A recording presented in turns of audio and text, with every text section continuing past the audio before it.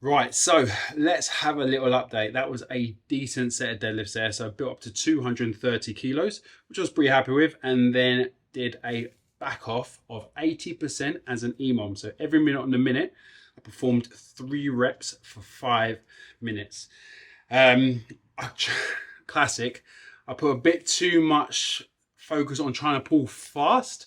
I kind of like tweaked my back a little bit. So on the last set, I was trying to be as explosive as possible, and a little bit of discomfort, shall we say. But so I'm sitting on the floor right now. But quick update on where I'm at with this half Ironman training. So as I think I updated you guys already, I self-diagnosed myself with quad tendinopathy. So that's pretty much just behind the knee at the top, so the bottom of the quad. I was getting a lot of pain every time I was trying to run, and it was mainly happening after the bike. And I realized when I'd done my last big cycle, which was 4 hours on the trainer, and I couldn't run afterwards, I realized that I think it might be the bike that was causing the issue, because I was able to run when I wasn't coming straight off the bike. Now, when you're doing triathlon, it's a bit of a problem because you've got to run off the bike. So when I was having a shower, I realized that. So it made me think, right, I need to get myself a bike fit, and also see if I can find out a little bit more about this quad tendinopathy, and actually see a physio to get it properly diagnosed, and I guess just confirm what I think it is, because it's always good to go and seek out professional and kind of get a second opinion on things. Tried to move, I got to stay on the floor. So I'm about 5 weeks out from my first half Ironman, and I haven't done any aerobic training for the last 2 weeks because the bike was causing me discomfort. I can't run, and I haven't been able to get swimming because it's been the school holidays, and just trying to find time to go swimming in between clients, work and family life, just it's been a nightmare. So not being able to be swimming, so it's just an excuse. I could have probably found some time somewhere, but I've been just mainly strength training in that period in between. So I've been pretty happy with how strength training has been going at the moment. I hit a really good Zercher from the floor double, which was 150 kilos.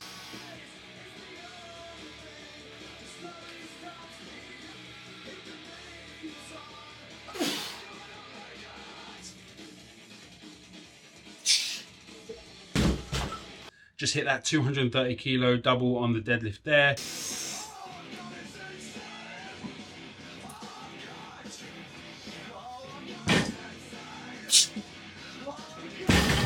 Bench press has been sitting around the 142, so not too great and not been the best of form.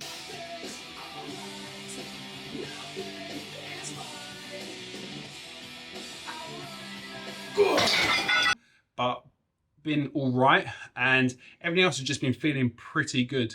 However, everything to do with triathlon has kind of been the complete opposite, and obviously when you're 5 weeks out from your first half Ironman, probably not the best place to be, where your watch is telling you you're detraining and you can't run, you can't cycle.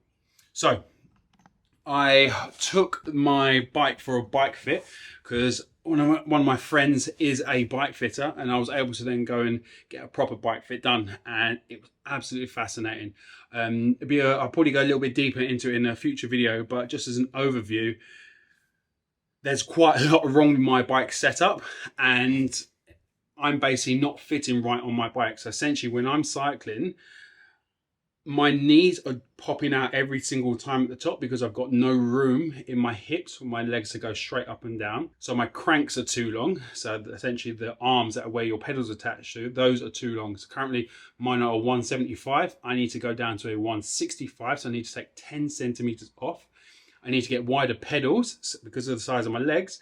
And my hips, I need my feet to be able to be further out so that my legs have room to track up and down.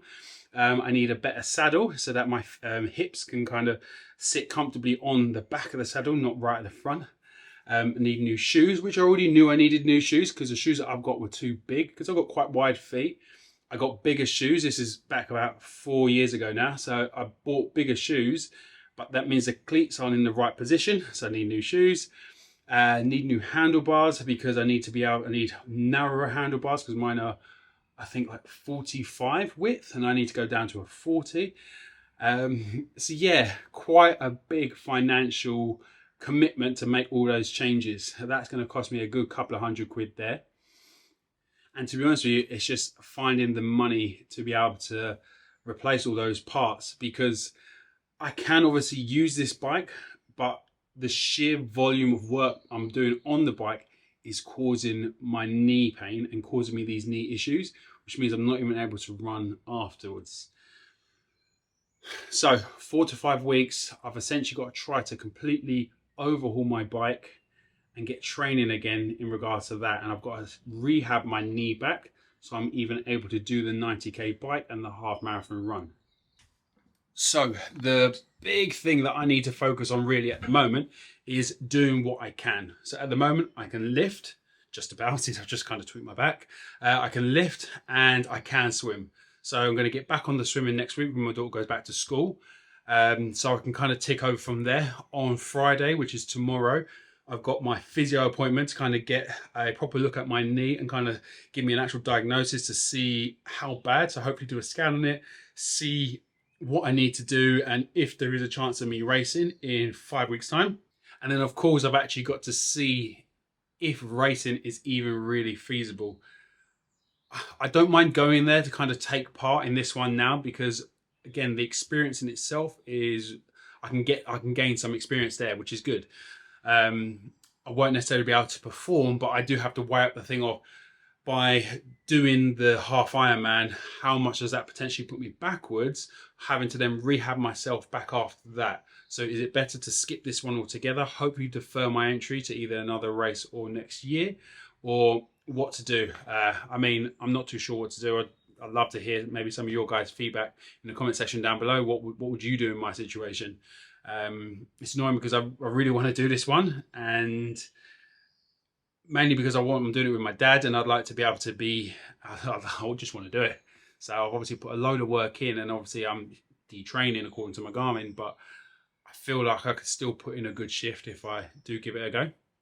But we'll have to see. So I have to take a bit of a positive from this, because generally I try to look at things glass half full, and I've been able to learn more about, say, quad tendinopathy and that kind of pain. I'm still able to do a fair bit of training, even though it's not necessarily triathlon training. I am going to be using my Concept 2 bike erg, which is just there. So I will kind of get some cycling in, because my feet aren't necessarily connected to anything on there. So my feet have a bit more movement. So I should be able to kind of get into a bit of a better position. So I'm going to be using my Concept 2. And yeah, I think I've just got to really wait till Friday, have the physio, and kind of make a decision from there. So I will update you guys probably at the end of this video. I'll add a clip in from post physio, and I'll be able to kind of give you guys a bit of an update of where my head is at. So unfortunately as well, something that I found is, because the triathlon stuff has kind of been put on a bit of a hold at the moment because of my knee, I've really found it affect other areas as well. Like I found I really struggle with my nutrition to kind of stay on point there. Because I was like training hard on the bike and running and swimming, I was feeling really good, and I was fueling the workouts. And shall we say, post injury, where I now can't do anything, my fueling has still continued, but the workouts haven't. So the calorie surplus has been very large, shall we say. So that is something I kind of need to kind of pull myself back in check. I'm not too sure why I've kind of let myself go a little bit crazy, but I do need to kind of sort that out.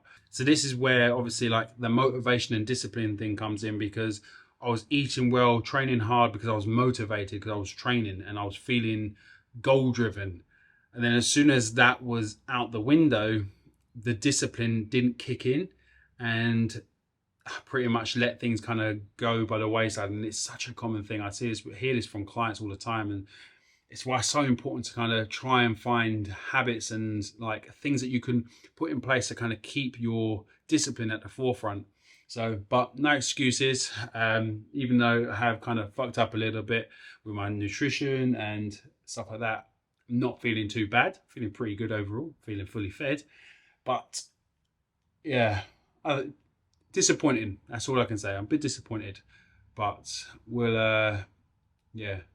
I'm going to put myself away now in the gym. Back's kind of seized up quite a fair bit, so every time I try to move, it's a little bit harder to breathe. So I'm going to put myself away, get myself ready to go swimming with the family in a bit, and I'll probably catch you guys after my physio appointment and kind of give you guys a bit of insight into what the next steps are.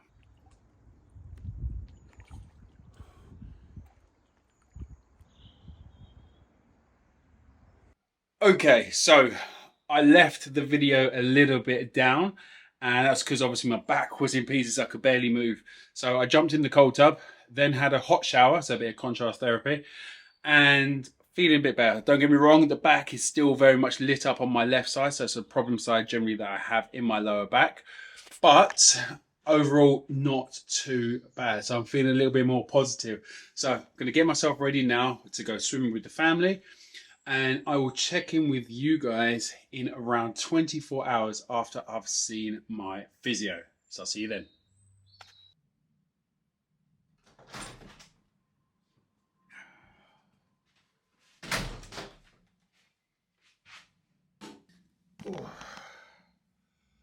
So let's just get straight to it.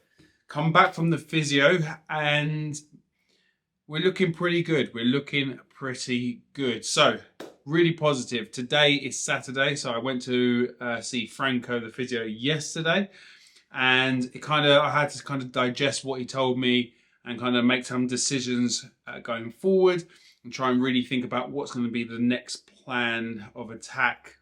Plan of attack to kind of think what's going to happen over the next, say, 5 weeks before my next race. So he ultrasounded both my knees. My left knee actually doesn't have anything wrong with it per se. Obviously, I do have the issue in my knee, but there's no actual tissue damage or ligament damage, or tendon damage, which is really, really good. Right knee actually looks a little bit more ropey than my left knee, surprisingly. But it does kind of make sense because I have got a bit of a long-standing right knee issue, but it's never really caused me too much discomfort. So in regards to the diagnosis, Franco said it looks like I have patellofemoral syndrome, which is basically just like runner's knee, and the pain is all around, say, the kneecap. So from the bike fit itself, where I found out my knees were tracking all over the shop, and then talking to Franco and basically saying that poor tracking has basically just worn away my knee and causing a lot of like bone on bone discomfort.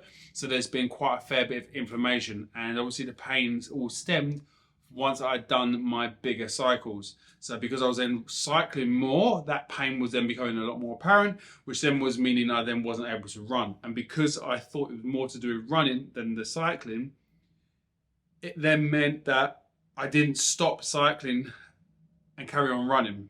So if I would have stopped cycling, carried on running, sorted out my bike out sooner, I probably wouldn't have had this issue. But because I thought it was to do with the running, I kept up cycling, which was then just actually causing more and more discomfort.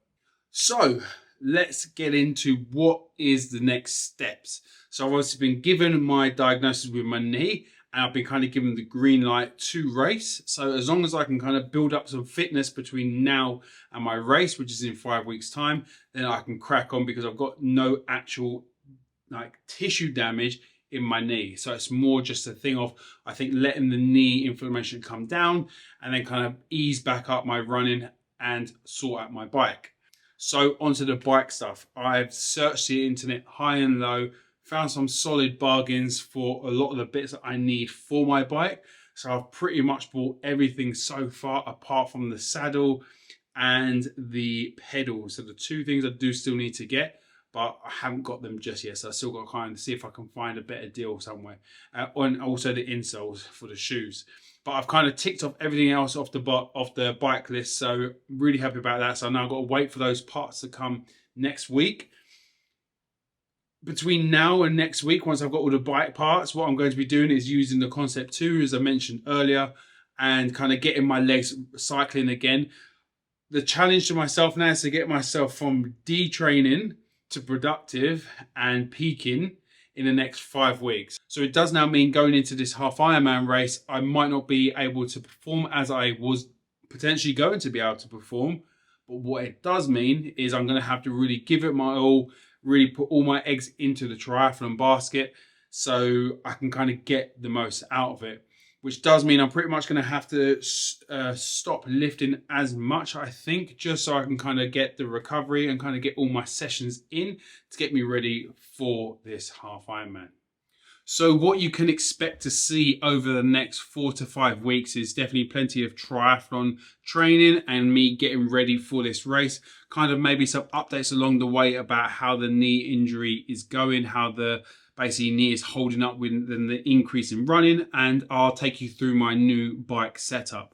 Once I got some of the footage from my bike fit as well, I'll do a little video on that because it's fascinating to see the differences and really shows where the value of getting a proper bike fit and how important it is. So I'm just a prime example. We don't get a bike fit, this is what happens. So yeah, so thank you for watching. I really do appreciate you kind of seeing where I'm at. And you know, if you've got any questions about anything that I've kind of spoke about throughout this video, do drop it in the comment section down below. Also, just a quick thing on my back is feeling pretty good again. So as because I've tweaked my back so many times before in the past, I kind of knew I just had to keep moving and not basically be static and just stretch. I tried to keep it moving, keep it mobile, and then it pretty much helped loosen up the back. So I still feel a little bit of tenderness here and there, but nothing too mental. So really happy about that. So silver lining, start of this video is quite down. I fucked my back, knee was fucked, no bike, all this stuff. And now coming to the end of the video, it's kind of come on and up. So really looking forward to the next couple of weeks and kind of bringing you guys along for that journey. So thanks a lot for watching. I'll see you guys in the next video.